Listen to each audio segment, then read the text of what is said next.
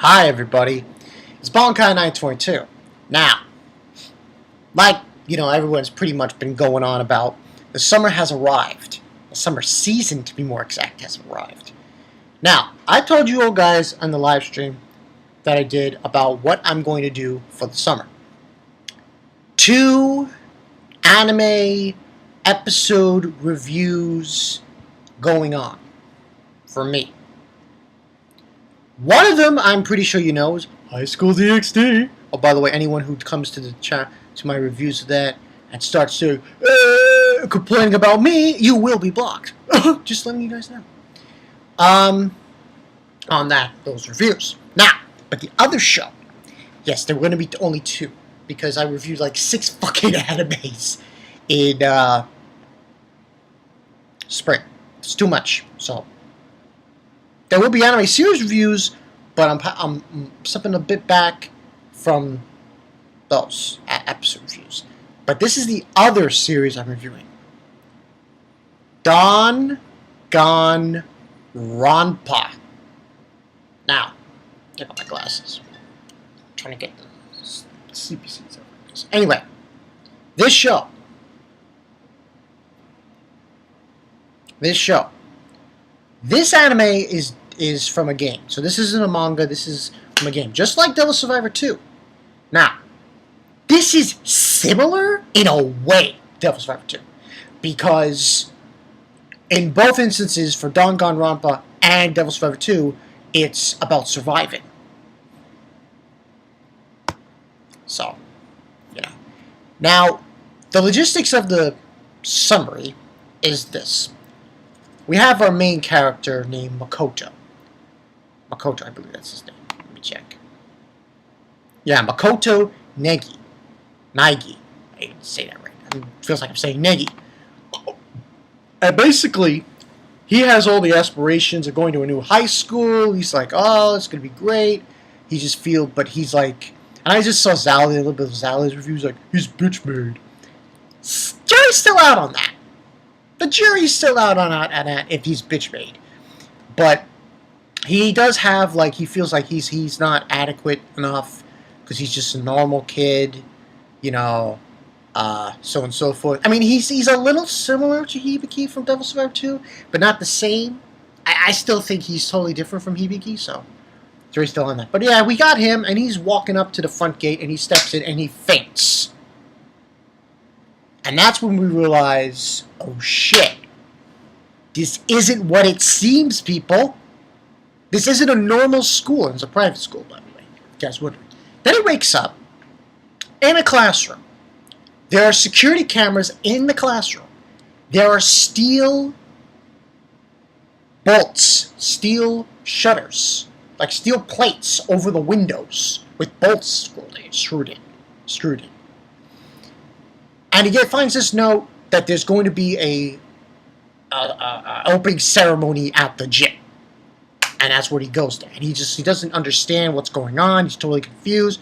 He's like, what the fuck is going on here? Goes to the gym. He sees like 14 other people. Now, listen, I cannot remember these people's names. There's so many. There's like 14 of them. But less to say, among them, including Makoto, there are 7 girls and 8 boys. And that's what we were told about. Also, there was an opening animation bit in the beginning of the episode with this bear. Let me assure you, I hate this bear. I really hate this bear. This bear is scum, man. He's evil. Don't trust this bear. He might look cute and cuddly, but guess what? He's not. But yeah, we get what happens is everyone's talking, and everyone stop looking at me. We got like different social classes among these people. You've got a brainy, I guess you could call him a scholar guy who's like better than everybody, You got a delinquent, kind of looks like Kuwabara in a way. You got this punk head guy. You've got this girl, what a gal is. She's there. You got a gothic lolita girl there. There's all different sorts of people. There's even this humongous fat kid. Nerd. And the design of these characters are just ordinary. Just I find this animation really spectacular for this series. Stuff, probably the most bizarre characters I've ever seen in an anime. Bar none. It's just crazy. So, and then among them, Makoto finds Sayaka. What's her name again? Sayaka Mizuno. She basically, back in, I guess, middle school, was known as a high school idol. Back in his old school. Makoto. And he knew her and everything, and then she knew him, and they're talking. And he's like, oh, I didn't know you. I thought you thought I was too plain for you to talk. No, I did, And then she's like joking around and so on and so forth. And that's where we get the appearance of this bear. I fucking hate this bear. This bear is evil. Do not trust him. Walk as far away as you can from this bear. Now, he basically is saying that he's the principal. Like, really? You're the principal? The fucking stuffed bear is the principal of the school. And basically he says, this is his what he's saying, is that the logistics of this school is that you're going to be here forever. That's the logistics. You're going to stay here forever. And in order to leave, you need to kill someone. And one guy, the guy who's the delinquent with his, Kuwabara hair, grabs the bear's like, "Arr!" And the bear starts blinking. And the girl, there's this one girl there with this pinkish hair. She seems to know what's going on to an extent, on camera's off, and says, throw it away. And it was a bomb and blew up. So they're pretty much stuck there. And at that point, it's like, oh my god, holy shit, And then the guy who's the brainiac kid, he decides to walk off and go, I'm getting the hell out of here. I'm going to find out what's going on. I'll go by myself. And then Kuwabara guy comes in and just like they're starting to fire and everything. And then Makoto gets involved. And of course, Makoto gets punched in the face. And then we have, a scene of that. And we see Mizuno's with him in his room. He says, you got punched out. We and a bunch of other people carried you here. And she basically is telling him that she remembered him. She says, I'm an Esper. And she was joking around and stuff. And they're deciding we'll find a way to get out of this situation. They all meet up at the cafeteria. And they're talking and trying to figure out how they're going to solve this problem. The gothic lolita girl, which at this point is my favorite. She's my favorite of the girls, I think. Her and the one who has the pinkish hair, her. Those two are my favorite, not including Mizuno. I think that's her name. That's how you say her name. Mizuno. Aside from her, those two are my favorites. Now, during this situation, she's saying that we should make up our own rules. One rule in particular, saying that no one is allowed to walk around during nighttime, which is from like the hours of 10 p.m. to 7 a.m. Not allowed to walk in there because for fear that someone will go and try to kill them. And he was like, this one girl's scared shitless. She's like timid and everything. And he gets the realization. And then basically the rest of the episode, they're just looking around, finding a way out. And they find out that the steel door is shut. Can't break through it. It's made out of steel. One area that leads to the second floor is barcade with steel shutters. There's really nowhere out. And also what they find out is there's plenty of food. Apparently. Surprise!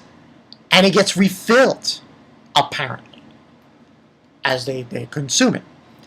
And that's basically what happened in this episode, except towards the end, when Akuma Bear came back, and he basically was saying that he's trying to figure out why they still haven't killed anyone.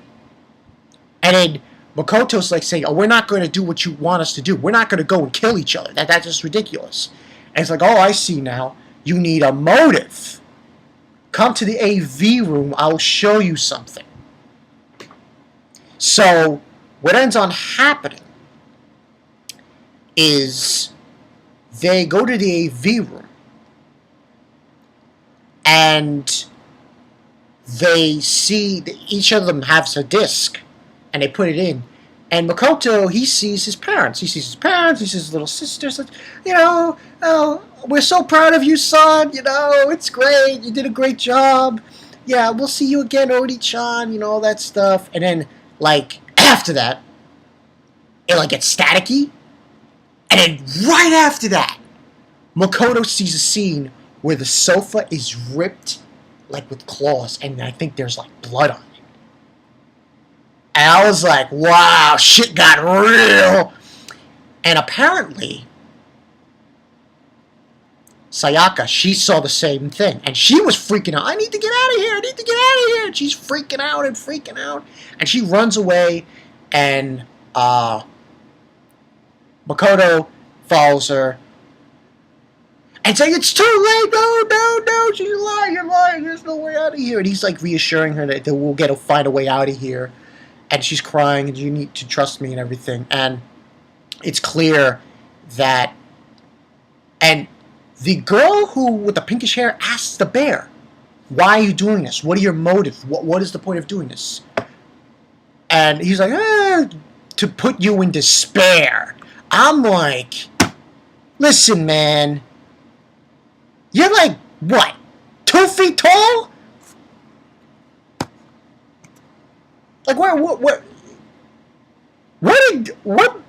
What is wrong with this bear? That's all I have to say, because this Moto Kuma is just fucked up. And he's laughing after that scene when she's crying, and that's where the episode ends. And I have to say, the ending theme, great. Great ending theme for this show. Very good. Very good ending theme for this show. Definitely. Overall, I like what I see. This is a little darker. Yes, a little bit more darker, I must say, than Devil Survivor. Anyway, a lot more darker than Devil Survivor 2. And it just has this eerie feel. Very dark. I mean, you saw the ending credits, and it was black and red. Red text and black. It was like, wow, it's awesome. So this has got this has got horror in it. Little horror themes here going on with this show. And from what I understand from the summary, they supposedly, after they kill someone, have a trial to find out who killed them. But that hasn't been revealed yet, supposedly, so we'll have to wait and see on that. But overall, I like what I see. I like what I see with this show. Big time potential here. Now, it seems to be for 12 episodes only. So, But this is duly noted that this anime is pretty good. And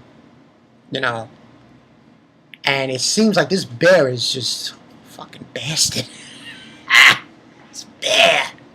Tell him to go in the forest to find some honey and nuts. Come on. He is definitely no Winnie the Pooh. That's all I have to say.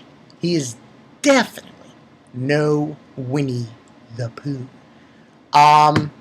Now, and like I said, it's pretty grim. Pretty fucking grim. I love the animation, by the way. Animation, fantastic. Fantastic. I'm trying to figure out who does the animation. Lurch. Apparently that's the name of the company. The name of the company is Lurch.